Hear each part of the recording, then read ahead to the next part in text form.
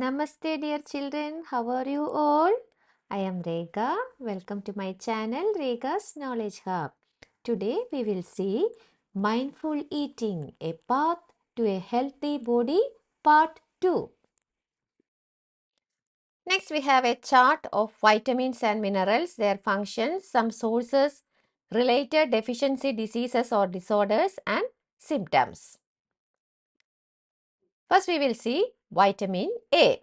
Vitamin A keeps our eyes and skin healthy. The main sources of vitamin A are papaya, carrot, mango, milk, etc. Then, the deficiency disease caused due to lack of vitamin A is loss of vision. Then, what are the symptoms of this disease? Poor vision, then, loss of vision in darkness, that is called a night blindness. It is very important. Loss of vision in darkness, it is called a night blindness. Then, sometimes there will be complete loss of vision. Next, we have vitamin B1. Vitamin B1 keeps our heart healthy and supports body to perform various functions. So, vitamin B1 keeps our heart healthy and it supports our body to do various activities. Then, the main sources of vitamin B1 are legumes, nuts, whole grains, seeds, milk products, etc. Then, beriberi is a disease caused by deficiency of vitamin B1. The main symptoms of beriberi are swelling, then tingling or burning sensation in feet and hands, then trouble in breathing. These are the main symptoms of beriberi. Actually, there are two main types of beriberi, wet beriberi and dry beriberi. This wet beriberi affects the cardiovascular system and can cause symptoms such as rapid heartbeat, then shortness of breath, then swelling of the legs, etc. Dry beriberi affects our nervous system and can cause symptoms such as numbness, then tingling, muscle weakness, confusion, etc. Next we have vitamin C. Vitamin C helps body to fight diseases. Which are the main sources of vitamin C? Amla, guava, green chilli, orange, lemon, etc. Then scurvy. Scurvy is a disease caused by severe deficiency of vitamin C. The main symptoms are bleeding gums, slow healing of wounds, etc. Next we have vitamin D. Vitamin D helps body absorb calcium for bone and teeth health. Vitamin D helps the body absorb calcium and phosphorus, which are very essential for building and maintaining strong bones. Then, what are the main sources of vitamin D? Exposure to sunlight, then milk, butter, fish, eggs, etc. Then rickets is a disease caused by deficiency of vitamin D. Then what are the symptoms of rickets? Soft and bent bones. Next one is calcium. Calcium keeps bones and teeth healthy. The main sources of calcium are milk or soya milk, curd, cheese, paneer, etc. Then, bone and tooth decay. They are the main diseases caused by deficiency of calcium. And the main symptoms are weak bones and tooth decay. See, calcium is very essential for building and maintaining strong bones. When there is not enough calcium in the body, bones can become weak and brittle, increasing the risk of fractures. Next, we have iodine. Iodine helps to perform physical and mental activities. This iodine is particularly important for thyroid hormone production, which regulates our metabolism, growth, and development. This iodine is also essential for brain development, particularly during early childhood. Then the main sources of iodine are seaweed, water chestnut, iodized salt, etc. This water chestnut is a common aquatic plant and it has edible starchy tubers that are often used in many dishes. The deficiency of iodine causes goitre and the main symptom is swelling at the front of the neck. This goitre is an enlargement of the thyroid gland which is located in the neck.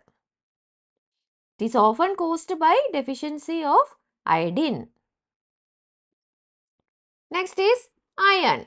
Iron is an important component of blood. See, this iron is an essential component of hemoglobin. What is hemoglobin? A protein in red blood cells that carries oxygen from the lungs to the tissues. So, iron is an important component of blood. Then, main sources of iron, green leafy vegetables, beetroot, pomegranate. Then, deficiency of iron causes anemia. What is anemia? This anemia is a condition characterized by a deficiency of red blood cells or hemoglobin, which is a protein in red blood cells that carries oxygen. So, when you have anemia, your body doesn't produce enough red blood cells to carry oxygen to your tissues. That is anemia. And the main symptoms are weakness, shortness of breath, etc. So, weakness, shortness of breath, pale skin, cold hands and feet, they are the main symptoms of anemia. Next, we have a picture showing sources of different vitamins. Some sources of vitamin A. We have milk, mango, then carrot, papaya. Then sources of vitamin B1. Flax seeds, wheat, milk, rice, then pumpkin seeds, paneer, etc. Then sources of vitamin C, orange, tomato, amla, green chili, guava. Then we have sources of vitamin D, fish, then butter, milk, eggs, edible mushrooms, etc. So you have learned that vitamins A, B, C and D and minerals calcium, iodine and iron are two groups of food components that protect our body from various diseases. But how can we overcome vitamin and mineral deficiency diseases or disorders? Which are the two groups of food components that protect our body from various diseases? Vitamins and minerals. Vitamins A, B, C and D. Then which are the minerals? Calcium, iodine and iron. These are the two groups of food components that protect our body from various diseases.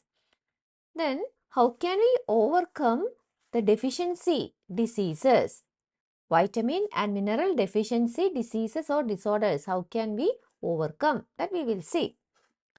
Food components that provide energy, support growth, help repair and protect our body from diseases and maintain various bodily functions are called nutrients. This is very important. What are called nutrients? So, nutrients are food components that provide energy, then support our growth, then help repair, then protect our body from diseases and maintain various bodily functions. They are called nutrients. The major nutrients in our food include carbohydrates, proteins, fats, vitamins and minerals. So, the major nutrients are carbohydrates, proteins, fats, vitamins and minerals. Carbohydrates and fats are energy giving food. Then, proteins are body building food. Vitamins and minerals are protective food. They protect against diseases. So, vitamins and minerals are also called protective nutrients. Why? These nutrients protect our body from diseases and keep us healthy. So, they are called protective nutrients. Vitamins and minerals, they are called protective nutrients because they keep our body healthy by fighting against diseases. We must eat milk, green vegetables, fruits and whole grains regularly. These food items are some sources of vitamins and minerals. Although vitamins and minerals are required in small amounts, they are essential to keep our body healthy. So we must have milk, green vegetables, fruits and whole grains regularly because these food items are some sources of vitamins and minerals. Although vitamins and minerals are required in small amounts, they are very essential to our body. What differences do you observe in raw and cooked vegetables? Have you ever noticed that vegetables sometimes lose their bright color or become softer and less crisp when cooked? So, do you observe any differences in raw and cooked vegetables? The cooked vegetables may sometimes lose their bright color or sometimes they become softer and less crisp. Sometimes nutrients like vitamin C and others are lost during cooking due to high heat. So sometimes vitamins like vitamin C will be lost due to high heat. Would it not be wise to include fruits and uncooked vegetables into our diet? Washing cut or peeled vegetables and fruits may also result in the loss of some vitamins. So, if you wash cut or peeled vegetables and fruits, then some vitamins will be lost. However, it is highly recommended that all fruits and vegetables be thoroughly washed before consumption. Even if some vitamins are lost, it is highly recommended that all fruits and vegetables must be thoroughly washed before consumption because today so many pesticides are used in agricultural field. So why do we say that it is not good to wash, cut or peeled vegetables and fruits? Because washing cut or peeled vegetables and fruits may result in the loss of some vitamins. Do not overcook food. Why? Because some nutrients like vitamin C and others are lost during cooking due to high heat. These are very important questions. Next we have a picture. Me too. He is asking, do we obtain all nutrients from plants and animals? Then, no, me too. Nutrients like salt can be obtained from seawater or from rocks.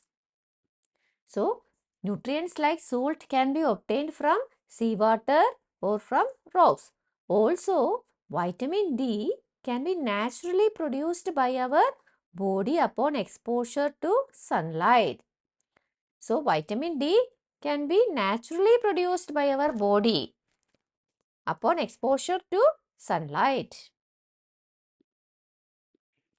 Fruits and vegetables are rich in dietary fibers. So, fruits and vegetables, they are rich in dietary fibers. Let us see how dietary fibers are beneficial for us. This is very important. How dietary fibers are beneficial for us. In addition to the essential nutrients, our body needs dietary fibers and water. So, in addition to the essential nutrients like carbohydrates, proteins, fats, minerals, vitamins, our body needs some dietary fibers and water. Then, can you say the use of dietary fibers and water? Dietary fibers, also known as roughage, do not provide any nutrients to our body. They do not provide any nutrients to our body. Then, however, they are an essential component of our food. But they are an essential components of our food. Why? They help our body get rid of undigested food and ensure smooth passage of stools. Roughage in our food is provided mainly by suitable plant products. So, roughage or dietary fibers help our body to get rid of undigested food and ensure smooth passage of stools. Then, where do we get roughage? From suitable plant products. Green leafy vegetables, fresh fruits, whole grains, pulses and nuts are good sources of roughage. So, this is also important. Which are the main sources of roughage? So, the main sources of roughage are green leafy vegetables, then fresh fruits, whole grains, pulses, nuts, etc.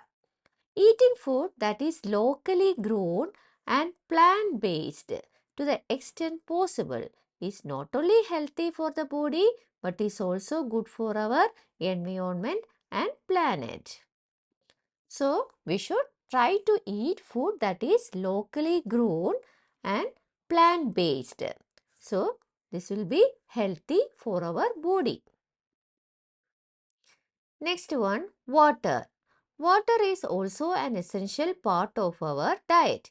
It helps the body absorb nutrients from the food. It removes waste from the body through sweat and urine. We should drink sufficient water regularly to keep ourselves healthy. This is also important. What are the functions of water? So, water is also an important part of our diet. Then, what are the main functions of water?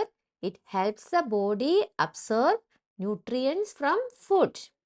Then, second function, it removes waste from the body in the form of sweat and urine. So, we should drink sufficient water regularly. My grandma has difficulty in passing stool. Now I understand why the doctor advised her to eat food that is high in fiber. Because fiber rich food or roughage helps to remove waste from our body. Next, what are the food sources that provide water to our body? Can you say some examples for food sources that provide water to our body? See, we have fruits like watermelon, strawberries, grapefruit, oranges, then vegetables like cucumbers, tomatoes, then lettuce, celery, spinach, then dairy products like milk, yogurt, buttermilk, then soups, stews, then oatmeal, yogurt, all contains lot of water. So, these foods contain water and it is important to drink plenty of water throughout the day to stay hydrated, especially in hot weather or during physical activity. Noah scientist Koluthur Gopalan 1918 to 2019 initiated nutrition research in India. So, this is important. Who initiated nutrition research in India? Koluthur Gopalan. He analyzed more than 500 Indian foods for their nutritional value and recommended an appropriate diet in the Indian context.